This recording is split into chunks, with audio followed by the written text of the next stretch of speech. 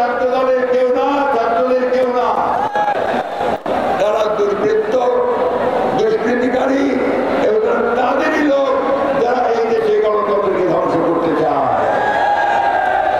বন্ধুগণ, সজাগ থাকবেন, সাবধান থাকবেন। বারবার আমাদের বিজয়কে ছিনিয়ে নেওয়ার চেষ্টা হয়েছে, সেই বিজয় যেন কেউ ছিনিয়ে নিতে না পারে। বন্ধুগণ, আমরা ছাত্র ভাইয়ের সঙ্গে সম্পূর্ণ একমত। আমরা বাংলাদেশে একটা নতুন বাংলাদেশ নির্মাণ করতে চাই, আমরা গণতন্ত্রের বাংলাদেশ নির্মাণ করতে চাই, আমরা ন্যায় বিচারে মানবাধিকার, সাম্য এবং কল্যাণমূলক রাষ্ট্র আমরা নির্মাণ করতে চাই। আমরা এ ব্যাপারে ছাত্রদের সঙ্গে সম্পূর্ণ একমত।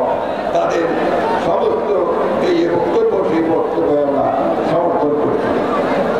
বন্ধুগণ, আজকে আমাদের অত্যন্ত ধৈর্যের সঙ্গে অপেক্ষা করতে হবে যে সামনের দিনগুলোতে অতি ধৈর্যের সঙ্গে নিজেদেরকে সুসংহত রেখে, নিজেদেরকে ধৈর্যের সঙ্গে সহনশীলতার পরিচয় দিয়ে কোনো প্রতিহিংসা নয়, প্রতিশোধ নয়, আমাদেরকে এই ছাত্র আন্দোলন, জনতার যে আন্দোলন, তার বিজয়কে সুসংহত করতে আমাদেরকে সর্বক্ষেত্রে আমাদের নেতা কর্মীরা ছড়িয়ে যাবেন এবং তারা অবশ্যই এই বিষয়গুলো যেন না ঘটে পুনরাবৃত্তি, তার দিকে সম্পূর্ণ দৃষ্টি দেবেন।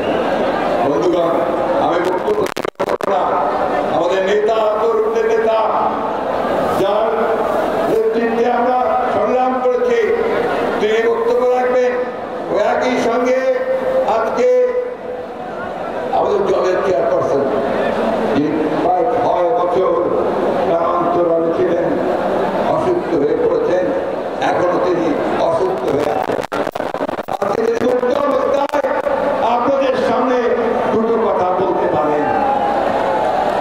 তাই আমি আপনাদের অনুরোধ করবেন যে আপনার শান্ত হয়ে ধৈর্য ধরে অপেক্ষা করবেন। একটা কথা সবসময় মনে রাখতে হবে, এখন যে কাজ, এই কাজটি সবচেয়ে কঠিন কাজ। এই কাজ হচ্ছে এই বিজয়কে সুসংহত করা।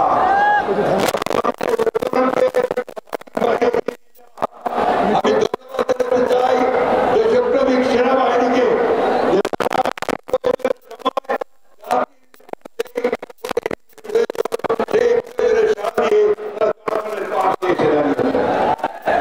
আমি ধন্যবাদ জানাতে চাই আমাদের ছাত্র নেতাদেরকে, আমাদের নেতৃবৃন্দকে, তারা কাঁধে কাঁধ দিয়ে লড়াই করছেন, সংগ্রাম করছেন এবং আজকে যৌক্তিক পরিণতির দিকে নিয়ে যাচ্ছেন।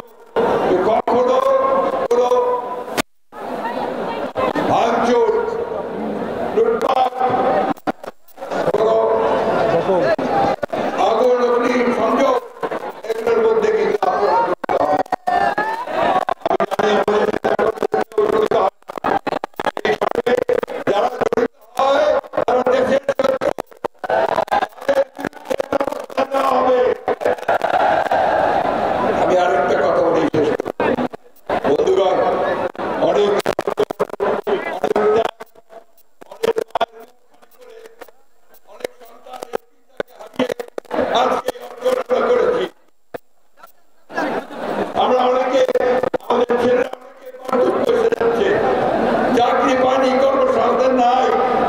এই 16 বছর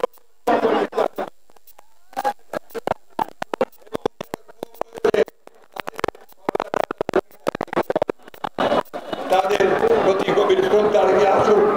তাদের কথা চিন্তা করে যারা এই মধ্যে প্রাণ দিয়েছে তাদের প্রতি শ্রদ্ধা দেখাতে আমরা আজকে সমস্ত হিংসা দেশগুলোকে ঐক্যবদ্ধ ছাত্রদের সঙ্গে একতাবদ্ধ হয়ে আমরা এই বিজয়কে সুসংহত করি।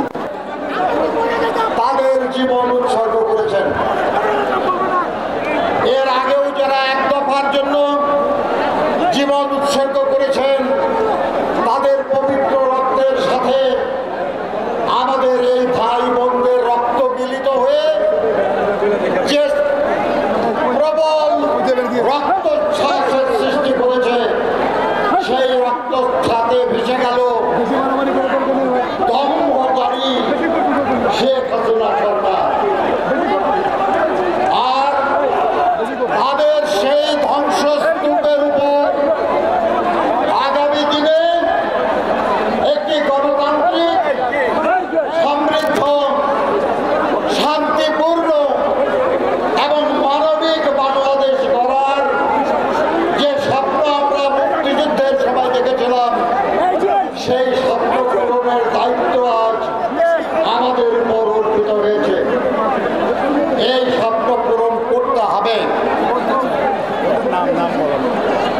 এই যে সফল লড়াই, এই লড়াইকে বিপদগামী করার জন্য চক্রান্তকারীরা বিগত সরকারের সুবিধাভোগীরা নানাভাবে চেষ্টা করছে। তাদের এই অপচেষ্টা রুখে দিতে হবে।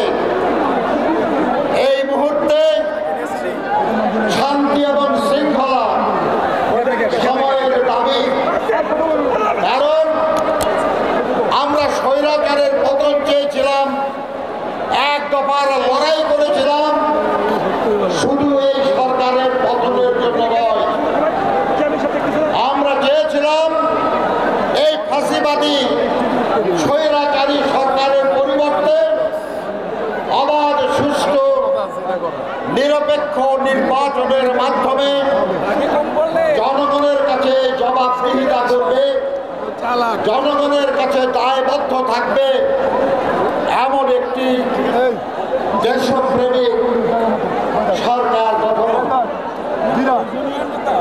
আজকে যে প্রক্রিয়া চলছে এই প্রক্রিয়ায় এমন একটি নির্বাচনের পরিস্থিতি তৈরি হবে এবং সেই পরিস্থিতিতে আগামী দিনের সেই নির্বাচনের জন্য আমি এখন থেকে আপনাদেরকে প্রস্তুত হওয়ার আহ্বান জানাই। আজকের লড়াই আর ফাঁসিবাদের পতনের না, কারণ ফাঁসিবাদ পতিত হয়েছে, দাম্ভিক শেখ হাসিনা পলায়ন করেছে। আজ আমাদের কাজ হলো দলকে শক্তিশালী করা, অঙ্গ সংগঠন সহযোগী সংগঠনগুলোকে শক্তিশালী করা, জনগণের সঙ্গে সংযুক্তি বাড়ানো, তাদের মধ্যে আমাদের আদর্শের কথা বলা, শহীদ জিয়ার আদর্শ, দেশনেত্রী বেগম খালেদা জিয়ার আদর্শ, দেশনায়ক জনাব তারেক রহমানের আদর্শ।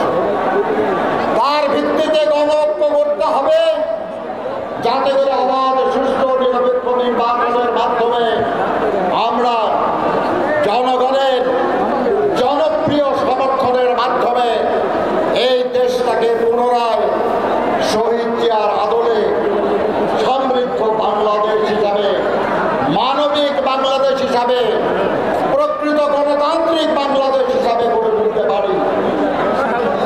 আমার বয়স হয়েছে, কিন্তু তারপরেও মুক্তিযুদ্ধ করেছিলাম। ওই আকাঙ্ক্ষা এখনো বুকে ধারণ করি।